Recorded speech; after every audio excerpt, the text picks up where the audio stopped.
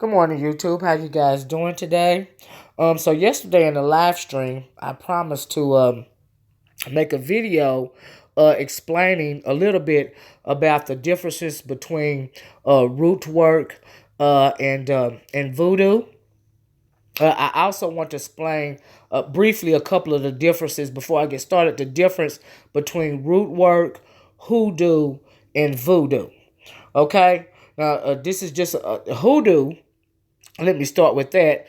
Is different from Rootwork as well as Voodoo, because Hoodoo is a merging or bastardized version of Rootwork and Voodoo. It's kind of melded all together. Some of our ancestors, some of the slaves that were brought to the Americas, mixed hoodoo I'm sorry, mixed voodoo as well as root work, and many people call that hoodoo. But the three are totally different practices. And I want to start with root work. Okay, root work is is basically not a religion. Voodoo is in fact a religion, but root work is an ancestral based practice.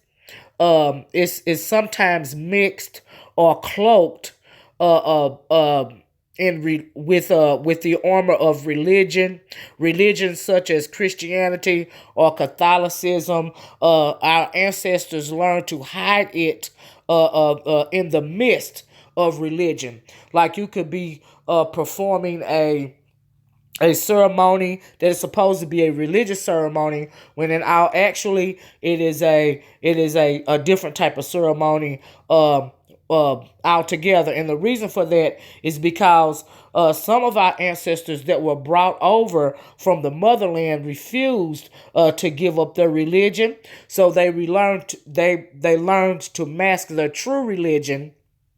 They learned to master the true form of spirituality by using religious symbols and ceremonies.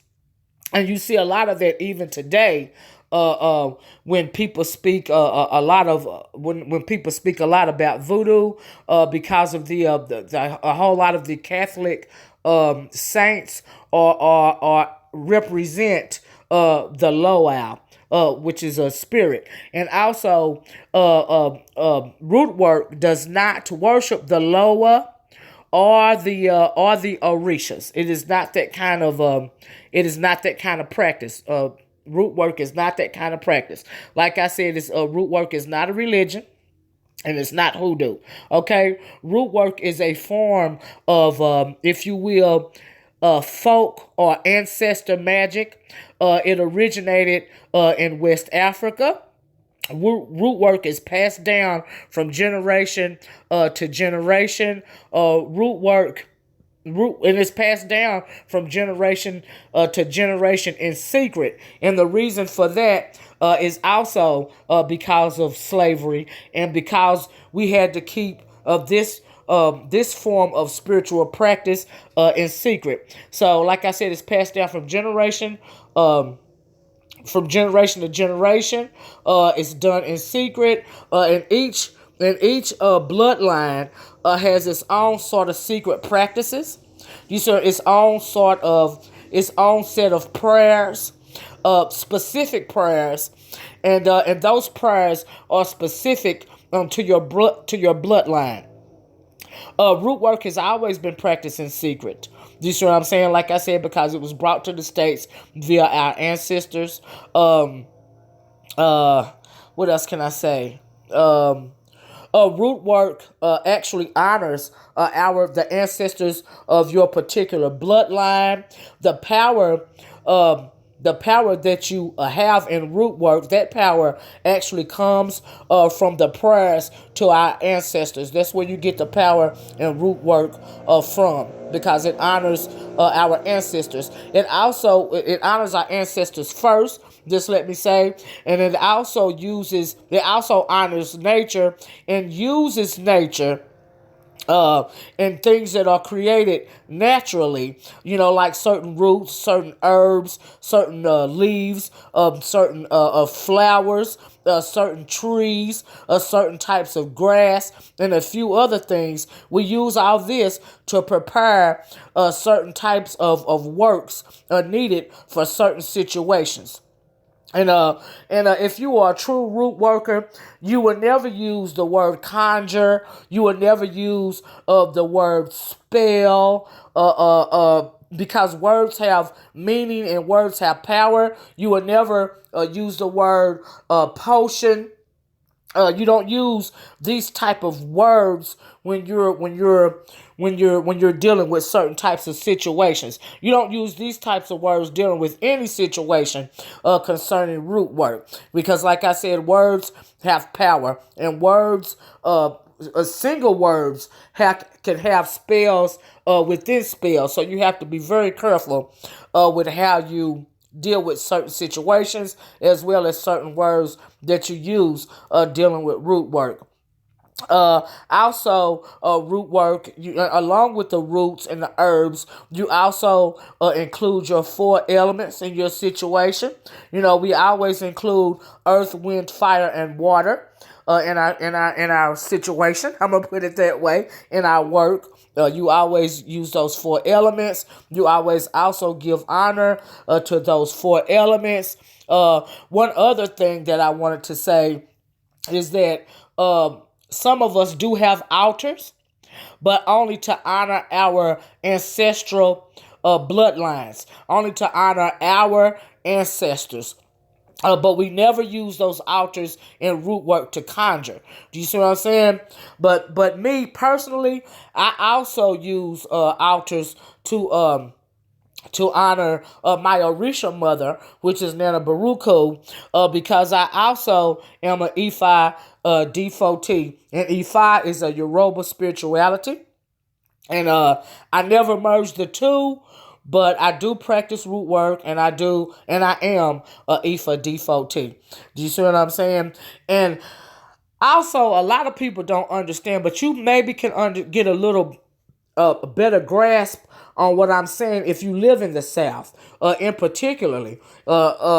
If your family has been exposed to any type of root work or hoodoo or even voodoo, you will understand the merging of these practices, and you will understand the differences in these practices. Do you see what I'm saying? But like I said, for the most part, root work has always been passed down from generation to generation, and it is practiced in secret.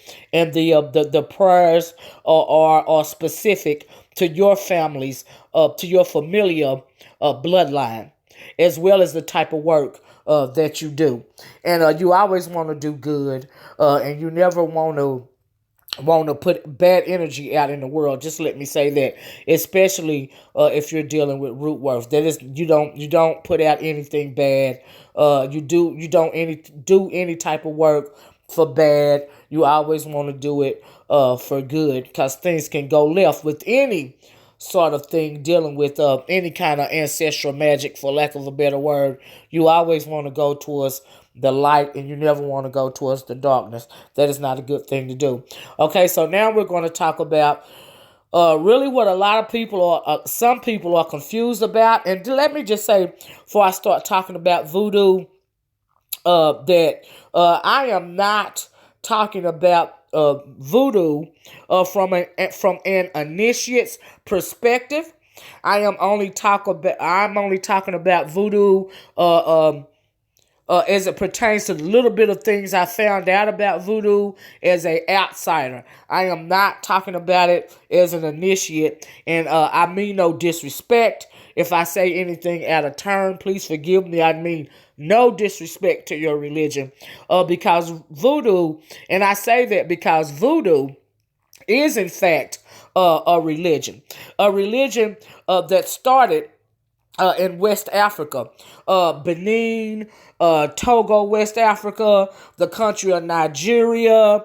It is believed that voodoo was brought over by the West African slaves. As a matter of fact, do you see what I'm saying? And also, voodoo is also cloaked. A lot of voodoo is also cloaked behind religion, especially Catholicism. Not more so Christianity, but is cloaked with and ingrained with Catholicism, and that is the reason why. Is because the reason why they do that is because of all the saints that are presented in the practice of Catholicism. And as a matter of fact, a couple of years ago, the Pope actually you know I guess I don't want to say accepted, but I'm gonna say, for lack of a better word, accepted the religion of voodoo as a legitimate religion. You know what I'm saying? And then really they didn't have a choice. They've always practiced it. You know what I mean? It is said that the Catholics pray to the saints upstairs and then they go downstairs and worship African spirituality, because that religion, as well as Christianity, was stolen from African spirituality anyway. Okay, and like I said, I know of two branches in particular of voodoo. I'm not familiar with any other branches, and I'm using branches for lack of a better word. And I'm sure that there are more than two branches of voodoo, but the ones I'll be talking about today are the Haitian voodoo, and also Louisiana voodoo. Okay. Like I said, voodoo is a religious practice that involves the lower. The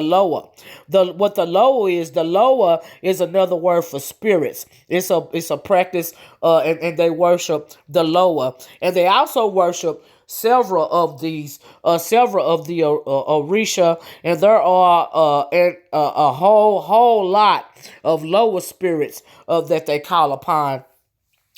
So I've heard. Do you see what I'm saying? And these rituals, they involve powerful magic. That's why I said that yesterday. I would never try to even attempt to entertain any type of voodoo. Is number one is because of out of respect for the religion, and number two, I believe personally that it takes many years of practice to even be able to participate in these powerful rituals. In my opinion, do you see what I'm saying? Because it is strong magic. And you don't want to fool with that if you don't know what you're doing. Like I said, I've said that before, by the way. Something else about the lower spirits. They are also called the invisibles by some people, because it is said that they walk among the living during certain points and certain rituals. It said that these lower spirits are a go between. They mediate between the initiates, the priestess or the high priest, and the Bandier. And Bandier means the supreme creator. And so the lower are kind of like, it's kind of like they're the middleman or the middle woman between human and the supreme, what they call the supreme creator. There are good lower, I understand, and they say that there are bad lower, good spirits and bad spirits. That's what we call them. Kind of like angels and demons. The word angel and demon that we use in Christianity and we use in other forms, those angels and demons are called lower. Higher, good lower, and bad lower, from what I understand. And also, it said that Haitian voodoo is particularly powerful because of the bonding, because of the merging of African tradition slash worship practice with actually Haitian Aboriginal Indians and their cult worship and their magic. They said it's so powerful because of the merging of the two. That's why they said that Haitian voodoo is particularly powerful because of the merging of the two. Do you see what I'm saying? It said that practices during invocation.